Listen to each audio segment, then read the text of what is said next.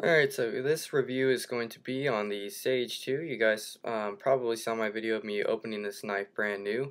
It's been just over a week now that I've had it, and I've been playing around with it nonstop, and it's been in my pocket every single day since I've gotten it. Yeah, it's pretty much kicked every knife I have out of my pocket. I love this thing. Before I get to the review, I want to just go ahead and state some information about the Sage series. The Sage series is by Sal Glesser, president of Spyderco, and basically it's a series to dedicate different knife lock inventors and designers. So for every year he's going to try to put out and produce a Sage knife dedicated to a new and different designer or inventor for their locking mechanism, and he's going to try to stay true to using the if not exact, close to exact materials that that inventor used when first introducing their lock.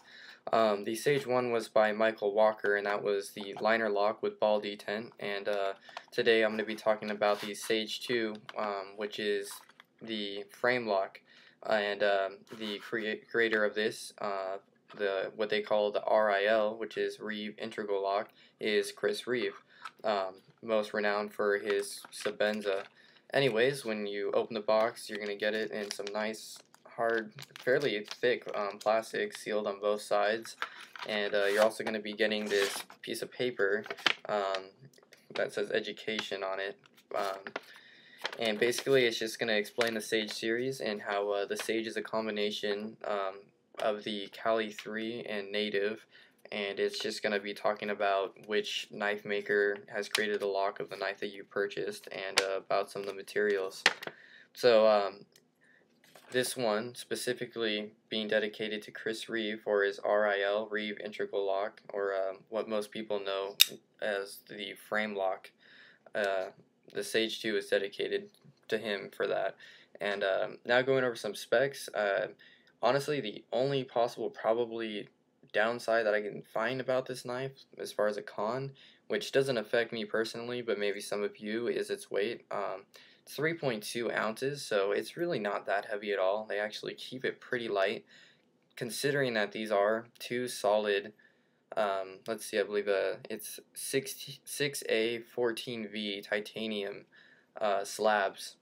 So 3.2 ounces, that's honestly not very heavy to me at all for considering the materials used for this knife. As far as the blade goes, it is 3 inches long, full flat grind, as you can see there.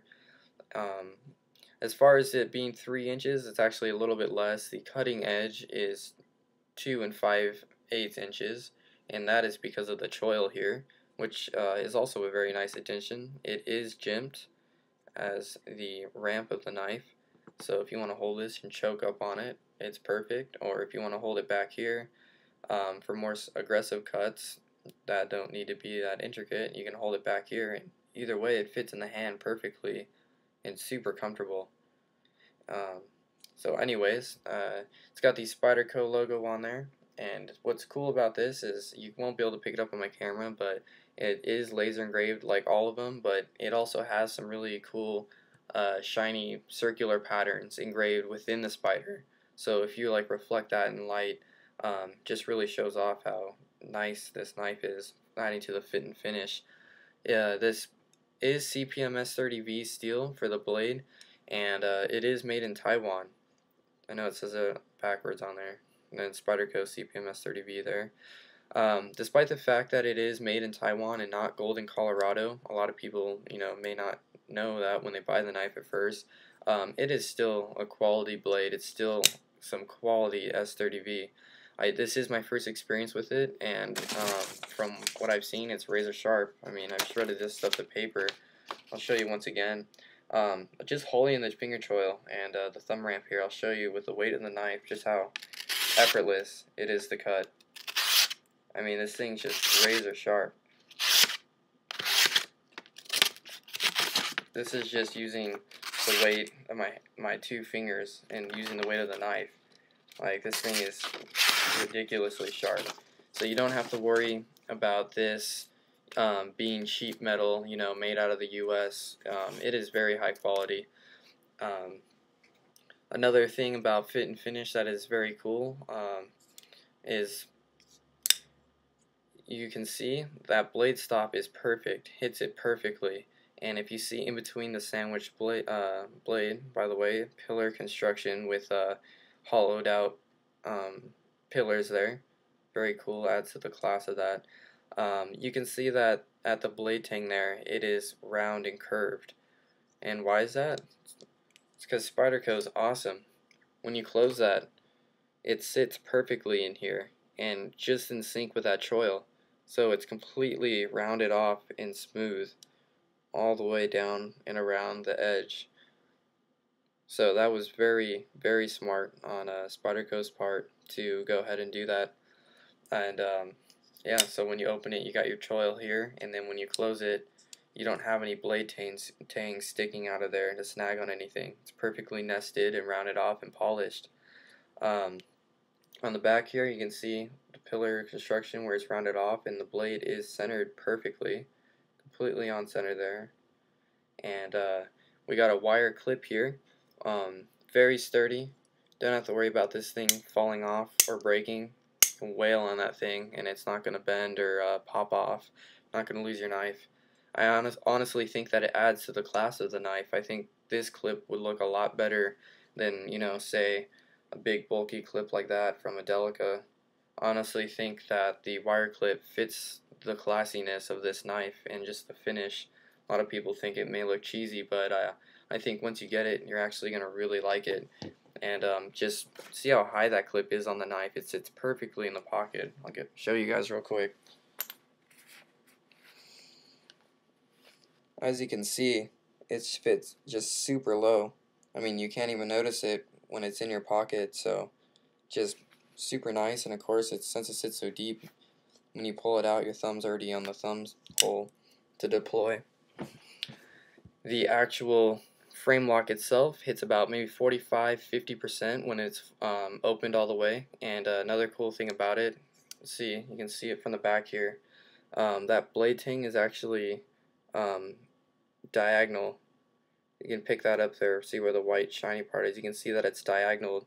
So when you open the blade all the way up and that frame lock engages, it hits that slant. So this can't push any farther to the left or the right. I don't know if you guys have seen it, but basically this isn't going to be able to push over more than 45 or 50% because of that slant. So that was a very smart idea that Spyderco did as well, and that I really like. And once again, just kind of a detail, the fit and finish. That wire clip, it's completely out of the way of that engaging frame lock. See how it's down off to the side rather than over it. Some people may like that because, you know, maybe fear of over engaging the lock, but I honestly have had no problems with pushing it out too far. You know, if you just push it, you know, like it should be, you shouldn't have a problem of overexerting the frame lock past where it should go, and it just rolls right through.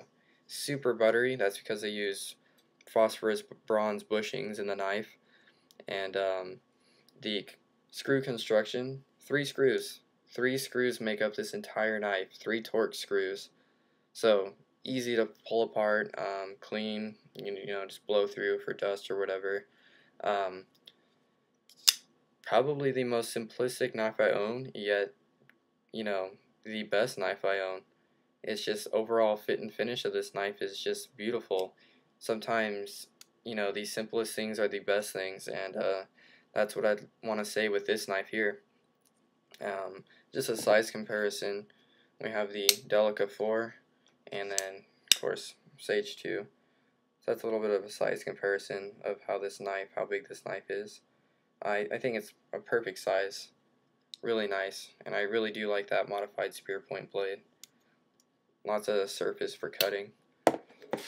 Anyways, that is my review on the Spyderco Sage 2. I highly recommend it. I bought this for $140 shipped to my door.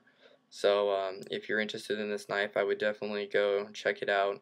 I did find it on eBay. You know, hit buy it now, look for cheapest shipped, and hopefully you can find it for as cheap as I did. And roughly goes around 160 to 170 on average that I've seen. So there are deals out there, and this is just a beautiful knife.